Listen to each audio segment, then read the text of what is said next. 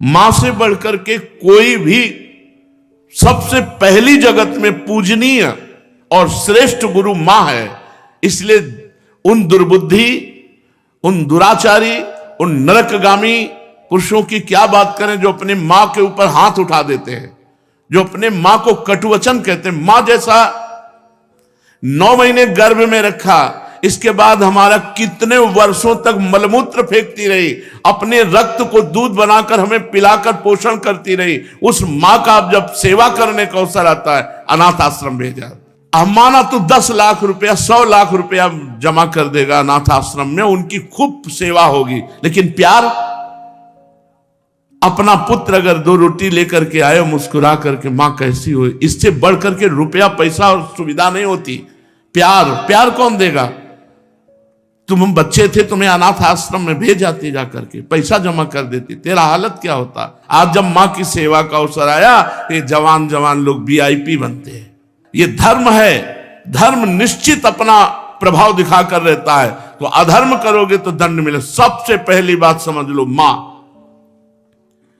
जिसके मां हो और कोई देवी देवता पूजने की जरूरत नहीं, पूजो तो तुम्हारे भाग्य की बात है, लेकिन सबसे बड़ी देवी मां है, सबसे बड़ी पूजा मां है। अगर अपनी मां की सेवा कर ली तो भगवान को प्रसन्न कर लिया। मान जाओ हमारी बात, जहां तक हमारी आवाज पहुंचती हो, अगर तुम्हारी मां हो तो चूकना मत। मां का आशीर्वाद ले लो, विश्व ब्रह्मांड में कभी परास्त नहीं होगे। मां महामहिम गुरु है। हां, अगर आप वृंदावन वास करते हो, अपनी मां को पास रखो। जैसी भी परिस्थिति हो, उस परिस्थिति से अपनी मां की सेवा करो, अपने पिता की सेवा करो। संन्यास लेने पर वो पिता सन्यासी बालक के साष्टांग दंडवत करेगा, लेकिन वो बालक अपनी मां को साष्टांग दंडवत करेगा। ये बहुत बड़ी महिमा मां की है। पूज्य बाबा कह रहे हैं, इसलिए मां को इस मनुष्य लोक में प्रथम देवता, प्रथम गुरु मानना चाहिए। मातृ देवो भव हमारा वेद कहता है, और पितृ देवो भव। अपने माता पिता की जिसने सेवा नहीं की, आज्ञा नहीं मानी, मनमानी आचरण किए, वो कभी सफल नहीं हो सकता, किसी भी मार्ग में सफल नहीं हो सकता। पूरा जीवन रुपया कमा करके अपने बेटे को बाबूजी बनाना चाहो, बेटे ने जब बूढ़ा अवस्था आई, पानी देने की अवस्था आई, तो घर से निकाल दिया। माता पिता की आराधना करना ये भगवत भक्ति है। पुंडरीक जी महाराष्ट्र में अपने माता पिता को भगवान मान करके उन्हीं की 8 पैर सेवा में रहते। तो आज भी जो विट्ठल भगवान है, उन्हीं को दर्शन देने के लिए गए थे। एक ईंट डाल दी, उसी ईंट में खड़े हो गए। ऐसे आज भी खड़े हैं। ऐसे कहा, जब माता पिता की सेवा पूर्ण हो जाएगी तब महाराज आपके दर्शन करेंगे। माता पिता भगवान का स्वरूप है।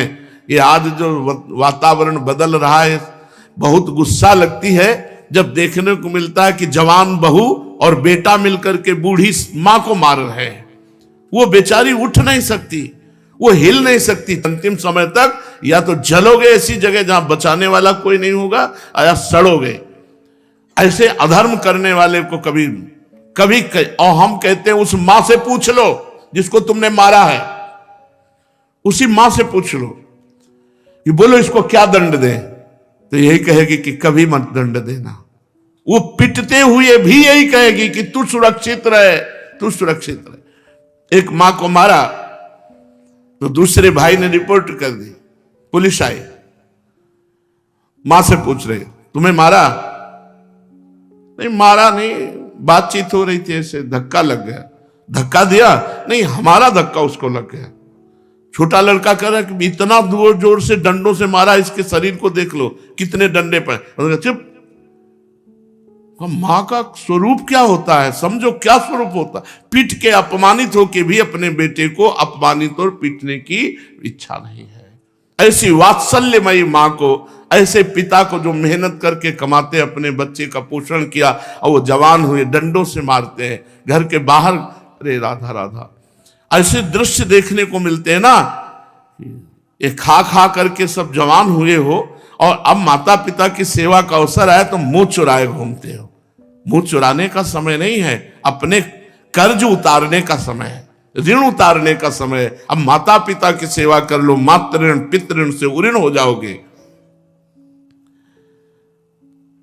हमने आपको कई बार सुनाया है, एक कश्यप नाम के ऋषि थे, महाभारत में है, तो तपस्या परायण थे। तो जिस वृक्ष के नीचे तपस्या कर रहे थे ऊपर बगुली बैठी हुई थी, बगुला जो टांग उठाकर ध्यानस्थ रहता है मछली के लिए, तो बीट ऊपर गिरा करके तो क्रोध भरी दृष्टि से देखा, तत्काल आग लग गई, बगुली भस्म होकर नीचे गिर गई। तप का प्रभाव होता है। अब उनको बड़ा गर्व हुआ कि नहीं, काफी हम सिद्ध हो चुके हैं, बगुली भस्म हो गई। उठे भिक्षा के लिए गए तो एक दरवाजे में जाके भिक्षाम देहि, तो एक बहू निकली, उसने कहा भगवान कुछ क्षण रुकिए, अभी बना करके लाए। बड़े मृदु वचन से उनका सम्मान करते हुए अंदर गई तो दूसरे दरवाजे से उसका पति आ गया।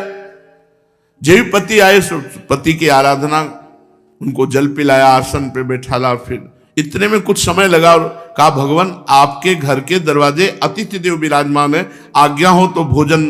अरे उनका पहले अतिथि देवो भव, अतिथि की सेवा करो। अब वो गए, इतना विलंब क्यों किया? उनका हमारे पति देव आ गए, तू मुझे समझते नहीं है, इतना विलंब क्यों किया? बोले महाराज जानती हूं उस वृक्ष की बगुली नहीं हूं कि तुम्हारी आंख टेढ़ी करने से भस्म हो जाऊंगी। और उनके होश उड़ गए कि ये बात तो केवल हम जानते, दूसरा कोई जानता ही। तो उनका तुम कैसे जाने? बोले मैं अपने पति सेवा के प्रताप से पतिव्रता हूं, मुझे तीनों कालों का ज्ञान है, तुम्हें बिल्कुल ज्ञान नहीं, अभी तुम अज्ञानी हो, अपने को ऋषि भले समझते हो। कश्यप ऋषि नाम था उनका। जाओ, तुम्हें अगर ज्ञान प्राप्त करना है तो जाओ, वहां एक कसाई रहते हैं, वो तुम्हें ज्ञान प्रदान करेंगे। अब कोई संशय नहीं था क्योंकि अलौकिक बात उनको पता है, पातिव्रत धर्म से। वहां गए, जिस कसाई का परिचय बचाया था तो मांस बेच रहा था, कोई कहता 2 किलो तो 2 किलो, किलो तो एक, और ओंठ चल रहे थे। तो कहा कैसी गंदी जगह भेज दिया, चलने लगे। तो कहा कश्यप ऋषि, पहला आश्चर्य हुआ कि ये तो नाम बता रहा है हमारा, हमने तो अभी कुछ बात भी नहीं की, वो अमुक गांव की पतिव्रता ने भेजा है। अब और आश्चर्य हुआ, कहा हाँ। बोले बस खड़े रहो, मैं अपना व्यापार कर लूं, बस अभी आपके साथ चलता हूं। खड़े रहे, थोड़ी देर में वो बेच के दुकान बंद करके कहा तो उनका पहले ये बताओ इतना निंदनीय कार्य करते हो तुम? तो उनका मेरा जन्म हुआ है इसी कुल में, मैं हिंसा नहीं करता, मैं मांस लाता हूं और बेचता हूं और अपने परिवार का पोषण करता हूं क्योंकि मैं ऐसे कुल में जन्मा हूं। तो उनका तुमको ये कैसे पता चल गया मेरा कश्यप नाम है? बोले आपका नहीं, आपके बाप का, आपके पुरखों तक का हमको पता है। और ये कैसे पता चला कि वो बहू ने आपको कहा है ऐसा? बोले मुझे तीनों काल का ज्ञान है, भूत भविष्य वर्तमान। बोले इतना निंदनीय कार्य करते हो और तीनों काल का? बोले हर समय नाम जप करता रहता हूं और अपने कुल के अनुसार व्यापार करता हूं, और मेरी प्रधान पूजा, चलो घर देखो। जब घर में गए तो श्वेत पलंग पर बूढ़े माता पिता सजाए देवता की तरह बैठे थे, जाके साष्टांग दंडवत की और कहा मां आपके घर में अतिथि आए हैं, उनका अतिथि से मिलो और सेवा करो। उनका ये हमारे भगवान है, 8 पहर इनकी पूजा करता हूं, अपने माता पिता की, और अपने कुल के अनुसार आचरण करता हूं और निरंतर नाम जप करता हूं। उसके प्रताप से मुझे तीनों काल का ज्ञान है, भूत भविष्य वर्तमान। तुम अपने माता पिता को छोड़ करके तपस्या के लिए निकले हो, और वो भी अंधे हैं तुम्हारे माता पिता, जो स्वयं पानी नहीं ले सकते। तुम्हें कभी न परम पद मिलेगा, न स्वर्ग मिलेगा, नरक मिलेगा तुम्हें। उसी समय वापस हो गए, और जब माता पिता का शरीर पूरा हुआ तब पुनः तपस्या में लगे। माता पिता भगवान का स्वरूप है। स्वयं प्रात काल उठी कै रघुनाथा, मातु पिता गुरु ना वही माथा। अपने माता, अपने पिता, अपने गुरुदेव के चरणों में स्वयं राम जी महाराज मस्तक रखते थे प्रात काल उठ करके। सबसे पहले अपने माता पिता की जो आज्ञा का उल्लंघन करते हैं उन्हें कभी सद्गति प्राप्त नहीं होती। अब ध्यान से सुनो, यदि माता पिता भगवान का नाम जब भगवान की भक्ति का विरोध करने वाले हो तो उनकी नहीं बात माननी चाहिए। यदि माता पिता भगवान की भक्ति का विरोध करने वाले हो तो नहीं माननी चाहिए। यदि माता पिता गंदी आज्ञा करे तो नहीं देना चाहिए। रोटी दाल खाओ, नहीं चाहे उपवास करके मर जाओ, तुम्हें मुर्गा और बकरी नहीं देंगे आके, तुम्हें शराब नहीं पिलाएंगे आके। एक तरफ भक्ति का वर्णन किया, अब ये वर्णन किया उनके दुष्परिणाम। और अगर माता पिता गलत आज्ञा करते हैं तो नहीं, पानी पी के रहो, ऐसे रहो, शराब तुम्हें नहीं देंगे, मांस तुम्हें नहीं देंगे। क्यों गलत आदत बनाई? जो धर्म विरुद्ध है वो हम तुम्हें लाके नहीं दे सकते। यदि माता पिता भक्ति विरोधी हो तो उनकी बात नहीं माननी चाहिए।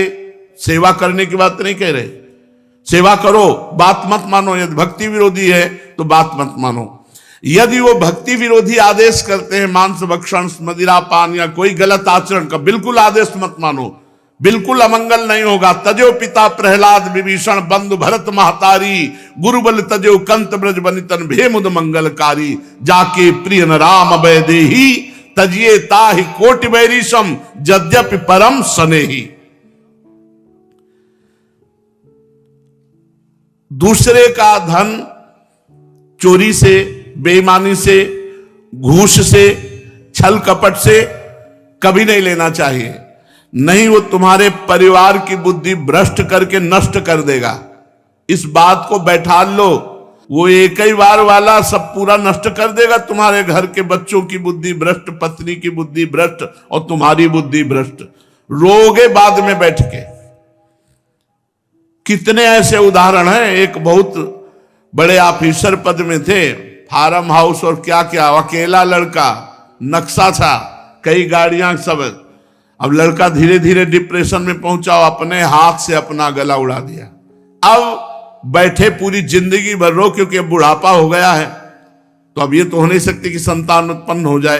अब केवल सोचो कि तुमने क्या क्या किया। अब जीवन भर वही फार्म हाउस और महल और गाड़ियां देख देख के रो कि इनका अधिकारी कोई नहीं है। धर्म से चलो, साइकिल से चलोगे तो भी उन्नति को प्राप्त होगे, आनंदित रहोगे। मान लो हमारी बात। अधर्म का पैसा, दूसरे को, निर्दोष को दंड दिया और दोषी को मुक्त कर दिया रुपए के बल से, तो वो सरकारी, आखिरी सरकार जहां किसी की घूस नहीं चलती, वो जब न्याय करेगा तो ऐसी जगह फंसोगे, पूछो मत। एक बड़ा बलवान ऊपर चढ़ा छत पे, और बहुत बड़ा सरोवर था, और जहां उसको कूदना था वहीं नीचे चट बनी हुई थी सीमेंट की, ऊपर पानी था। और उसको समझा कि पानी ऊपर से कूदा, ऐसे ककड़ी की तरह फट गया। यह है ऊपर वाले का न्याय। किसी और को फाड़ने की जरूरत नहीं पड़ेगी। बुरी दशा आने के पहले बुद्धि बदली जाती है, वहीं गिरोगे, ऐसी जगह फिसलोगे, ऐसी जगह फंसोगे जहां निकलने के चांस नहीं रहेंगे। अवश्य में भोक्तव्यम कृतम कर्म शुभाशुभम। धन दिमाग में भरे हुए हो, अगर धर्म से धन कमाओगे तो माना कि आप बहुत गरीबी से चल सकते हो, लेकिन आपके पुत्र, आपका परिवार सुसज्जित तेजोमय होगा। और अधर्म कमाओगे तो यही सब बाधाएं ऐसी आएंगी जो जिंदगी भर केवल सड़ते रहोगे। दिमाग तुम्हारा सड़ा हुआ होगा, कोई उत्तम विचार, कोई आनंद, कोई चिंता शोक का नाश करने वाला विवेक आपको प्राप्त नहीं होगा। इसलिए अधर्म का धन, निर्दोष को दंड, दोषी को छोड़ देना, इसीलिए बहुत बच के अपने जीवन को चलाओ। केवल धनई और जीना ही काफी नहीं है, मरना भी है आगे, और मर के फिर जाना है दरबार में सरकार की, और उसका हिसाब होना है। यही केवल हिसाब नहीं होता है, यहां तो नॉर्मल हिसाब है। एक एक सेकंड का हिसाब सेकंड के कम हिस्से में हो जाएगा। चित्रगुप्त तुम्हारे मन में बैठे हैं। ये चित्रगुप्त वो है जो तुम्हारे मन रूपी सीसी कैमरे में पूरे अनेक जन्मों की सीन सहित सब बातें भरी है। उसी को तो नाम जप मंत्र जप से डिलीट कर आ जाता है। जब नाम जप मंत्र जप करते तो सामने छा जाता है। इसलिए भाई, अधर्म के धन से बचो। क्योंकि ये बुद्धि भ्रष्ट कर देता, परिवार को नष्ट कर देता है। ये बात अपने दिमाग में बैठा लो, अधर्म से दूसरों का धन लेने वालों, छल कपट करने वालों, ये बात को समझ लो। चाहे जिस पद प्रतिष्ठा पे हो, वो धन तुम्हारे लिए नाश का कारण बनेगा। मान लो ये बात, मान लो, प्रार्थना मान लो, नहीं आगे परिणाम देख लेना।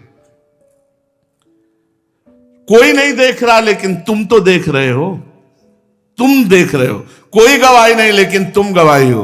यहां जैसे वो जो जिससे गुप्त बात पूछनी होती, उसको वो दबावा दे करके वो मशीन में डाला जाता है कि वो वही बोलेगा जो सत्य है।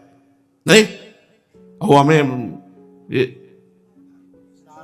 नारकोटिक, हाँ जो भी ऐसे, वहां नारकोटिक की जरूरत नहीं, वहां बोलोगे ही सत्य और तुम्हें बोलने का अवसर ही नहीं मिलेगा। केवल यस यस, एक सेकंड के हिसाब में अनंत जन्मों का हिसाब करने की सामर्थ्य रहती। तुम्हारे सामने शील चल रही, तुम स्वीकृति देते चले जा रहे हो। बस ये चल सुअर बन, गधा बन, अब गए सुअरी की कोख में, अब भोगो। अवश्य में भोक्तव्यम कृतम कर्म शुभाशुभम। भाई सावधान, ये कर्म भूमि है, जो कर्म करोगे तुम्हें भोगना। और हम खुल के इसलिए कहते हैं कि तुम्हारे दिमाग में पहुंच जाए, तुम्हारे दिमाग में समझ में आ जाए। और ये मत सोचना कि दान दे देंगे तो हम पवित्र हो जाएंगे, डबल पाप लगेगा। अगर भजन करने वालों को अधर्म का धन दान किया तो उनकी बुद्धि भ्रष्ट हुई, उनका भजन मारा गया और नरक जाओगे। अधर्म से कभी भी धर्म की पूर्ति हो ही नहीं सकती। फिर बिल्कुल पक्की बात समझ लेना। ये मत सोचना कि बेईमानी करके हराम के जितने मनावे कमाओ, उसके बाद थोड़े बाबा जी को दे दिए तो हम चक्का आनंद लेंगे। बाबा जी को अगर आप दोगे तो उनकी भी बुद्धि भजन से विपरीत जाएगी, उसका भी पाप तुमको लगेगा। इसलिए वो राधा बाबा कहते थे कि ईमानदारी का पैसा यहां देना हमें। जैसे कभी किसी को कोई भागवत सुना को तो बोले हम तुम्हें दक्षिणा देना चाहते, तो एक घास काटने वाला है, बोले बाबा पक्की ईमानदारी का, हम रोज घास काटते हैं, उसी का मिलता है, लाओ। बाबा बोले लाओ। एक संत को देखा जो पैर का रिक्शा जब चलते थे तो उसी ऐसे खड़े हो जाते, ला रहे, बोले बाबा हम गरीब आदमी। बोले ला, तो 50 पैसा दे देता या 1 रुपया, वही बस ले, कि वो पसीना चुआ रहा है, मेहनत कर रहा है, वो 50 पैसा 1 रुपया दे। आजकल प्रायः लोग शॉर्टकट से धनी बनना चाहते हैं। कितनी जन आत्महत्या कर रहे हैं। मोबाइल में वो एडवर्टाइज भी आती है, अब नए नए लड़के और जितने सब हैं करोड़पति बनने के लिए रुपया लगाए चले, माता पिता की पर्स खाली करके वो मोबाइल में वो जुआ गेम ले परेशान है। अनंत ब्रह्मांडों का स्वामी अपने आप को दांव में लगा दो, वो अपने आप को दे देंगे, वो अपने आप को दे देंगे। तो अनंत ब्रह्मांड तुम्हारा, तभी कहते हैं बिना दस्तखत के जब जो जरूरत होती है, मांगना नहीं है किसी भी तरह का। आप सत्संग सब सुन रहे हैं, किसी भी तरह का यहां कोई फ्रॉड आपको नजर आता हो कि ऐसे तो कहते हैं कि मैं लेता नहीं हूं, पीछे बैग में ले जाते हैं, लेता कोई खड़ा होकर बता दे, आप दे दोगे हाथ उठा करके। ऐसे किए तो भिक्षुक हैं, बाबा जी हैं। ये बिजली का बिल हमारे घर में बिजली नहीं पैदा होती, इसकी भी फीस लगती है। इसका अगर आप दे देते हो तो आराम से बैठे हो, चल रहा है। और जब कट जाएगा तो दीपक जला के सत्संग करेंगे, माइक हटा के करेंगे। आ जाता है तो दाल रोटी हो जाती है, ज्यादा आ जाता है तो सब्जी भी बन जाती है। आ गया तो जो जैसी व्यवस्था भगवान कर दिए, उससे किसको ये नहीं कह सकता कि मेरे से मांगा गया। और भगवान की कृपा से सब कुछ चल रहा है। हमारा अगर जीवन भगवान में अर्पित है तो जिन्होंने अनंत ब्रह्मांड बनाया वो हमारी व्यवस्था नहीं करेंगे क्या यार? तुम्हारे द्वारा व्यवस्था चलेगी। कई बार राधा केल कुंज में यही सत्संग में कहा, तुम्हें भगवान की कसम है, अगर तुम्हें लगता हो मेरे द्वारा राधा केल कुंज चलती है तो कभी 50 पैसे भी आमद चढ़ाना, कभी नहीं। ये भगवान से चलता है, देखो कैसे चलता है। ऐसे चलेगा बिना पेट्रोल के, बिना ड्राइवर के। पुष्पक विमान में लगता था क्या ड्राइवर? पेट्रोल लगता था। अरे राधा केल कुंज भी चल रही है, उन्हीं से चल रही, उन्हीं से चल। कैसे चल रही? दिमागों में चल रही, हृदय में चल रही, सबका भरण पोषण हो रहा।